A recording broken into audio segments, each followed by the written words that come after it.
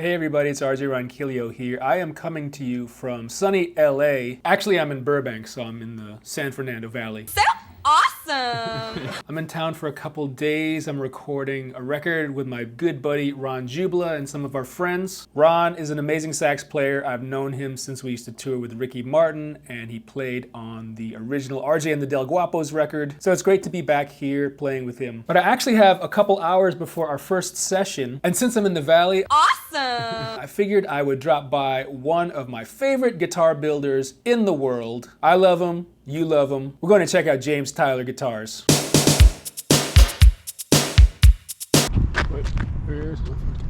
Oops. All right, so this is the first time I've rented an electric vehicle when in California.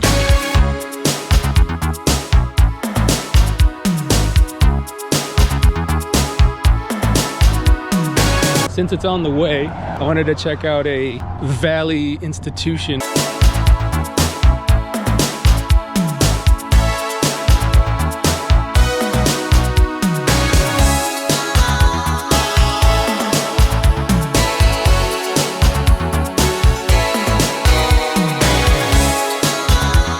No photography, no video recording. Okay.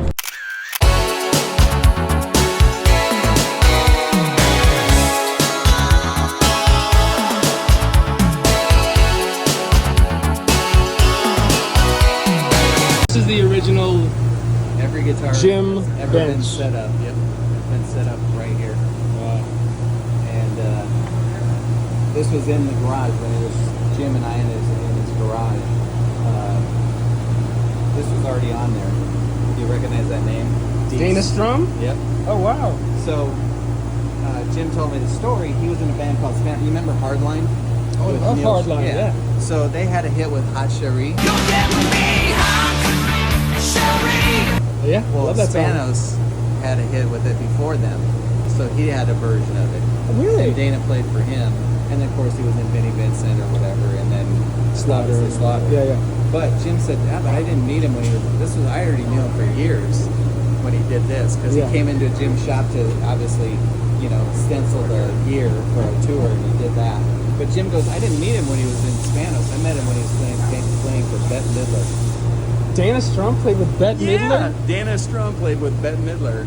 So the guy who's like, up all night, Yeah. became Some Say Love. Oh my gosh. And the keyboard player in that band, touring band, was very manly.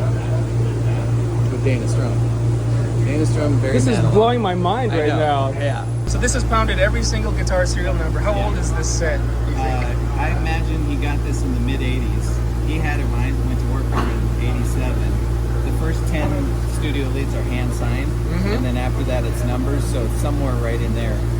But yeah, this exact box, I joke that I could probably find some, Tyler fan that would pay a ridiculous amount of money. Oh, I'm to sure own that. there's somebody up in the forum. And now for that I've showed him, maybe we should put it in a log box. Yeah. It's beautiful. This was it was laying around, and it looked really cool, and I was like, we got to finish this and turn it into something. And we sold it to it's going to China. Yeah, it's great. Yeah. Green book. Oh my goodness. But yeah, so the first 10, everybody's seen it, but it's fun to see again in real life. This was what year? Oh, 87. Like, these were definitely hanging in the garage in a picture that I took. But yeah, that's Todd Sharp, who makes amps out in Nashville. Sweet guy. Rick Azum, Robin Ford. That one's right here, number 6. Oh wow. I got it back. I love how it's just leaning up against the... And then, of cource, Bradshaw. And then Lukather and Landau. So this is another Wildwood? Yeah, so Wildwood has an exclusive color. Obviously, it's the ice water. I let them get the first bunch of the black ices because Lance came up with that, and then he came up with, let's do a burning water, but with ice water. So hence fire and ice. Someone on my live stream Saturday was asking why the schmear didn't go on the corners. Well, this is called layers, and this is the schmear. Yeah, sometimes schmear goes over the layers and then gets sanded through. That's what a burning water is. So Burn- it all started With Landau? Yeah. I was sanding a turquoise and silver guitar down, and I was like half done, and it was silver and turquoise and wood, just randomly. And I said, hey, Jim, this looks like something Mike would like. And he said, well, leave it on the corner of your bench. He's coming in tomorrow. And Mike walks in, and he's like, oh, what is this? Yeah. And then Jim and him went in the booth, and they added purples and reds and black, and then sanded it again. So it's like layers. We used to not do arm contours. I'm pretty sure it was finished, and Mike was like, I need a arm contour. Oh, so that's where that So came from. Jim just chopped it off, you know, like Jeff Beck style or something. Because Jim Yeah. always liked that telly with the chopped off. So then Mike was in Burning Water, and there's pictures of him with a rosewood neck on that same guitar. And he said, can you do something that looks more like water burning? You know, Because of the band. Water, yeah. So the first one was pretty rough, but he just kept refining it until it looks like there's a lake on fire if you're looking down at a lake on Yeah. fire. It became the schmear. So it was intentional not to do the schmear parts on the Everywhere. corners. Exactly, for the burning water. I see. Exactly. Yeah. Whenever you see that, that's like the burning water style. Yeah, we call it layers, and then this is schmear. Okay. Same thing with the Tuckerberry, like you have. Yep. It's the schmear and layers. Right. But then other stuff is just pure schmear. For the Malibu beach, Right. there's no layers. It's just all schmear. Gotcha. This was, I think this is Ninja? Ninja Vomit. Yeah, Mike Nelson came up with. I love pink. So.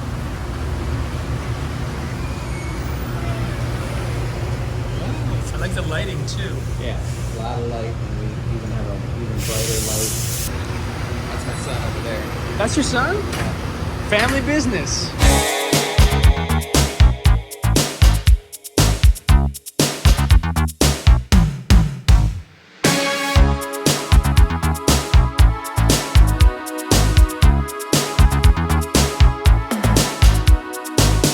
I don't know if I got enough content from my video, but I got something to work with. Woo! Thanks, Rich. Yeah, right. This will be the closer. the closer.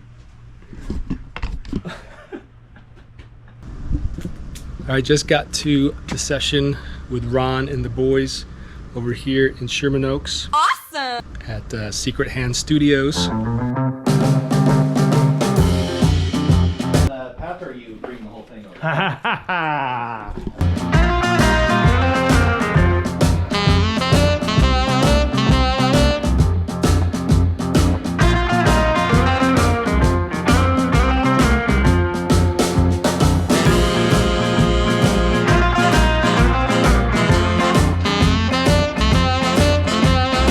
All three saxophone, RJ. All three I own. That's the con.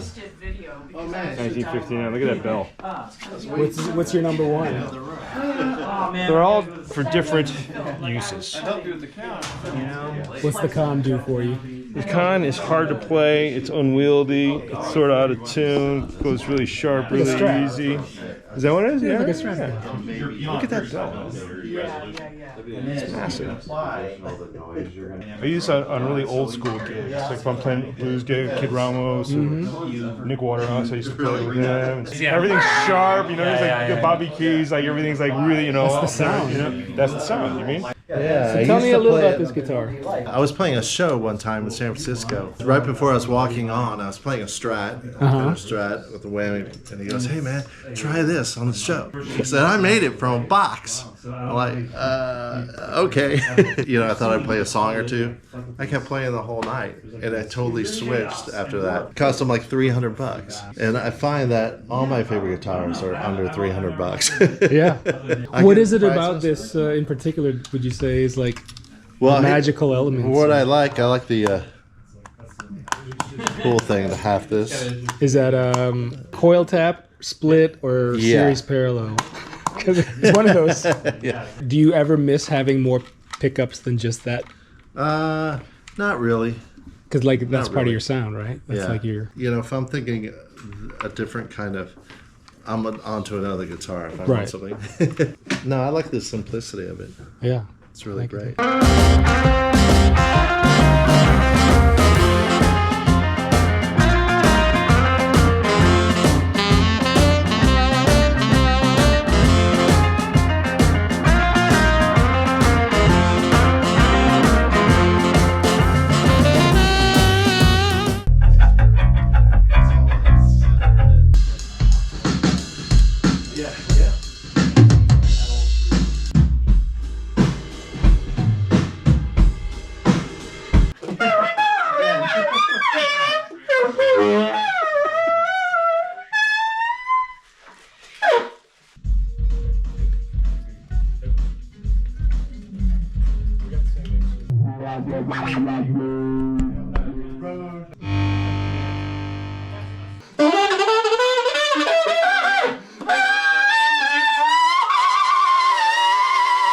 Yeah, man. Okay, Claire. It's because they're farting like crazy. Yeah, exactly. Who's farting? You farting?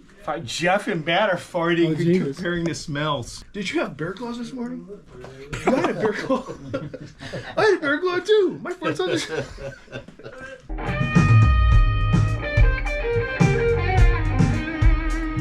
All right, back at the room. I didn't really film much at the session. It was super cool to play live with real musicians and just kind of do in the moment stuff, kind of feed off each other. It was really, you know, that's what music is all about. So that's it. I wish I was in LA a little bit longer, but I got to go back home to Nashville. Yeah, so all in all, it was a nice, quick trip. Got a lot of stuff done, and I can't wait for you guys to hear this new record. All right, guys, I'm tired, so I'll see you back home and in the next video.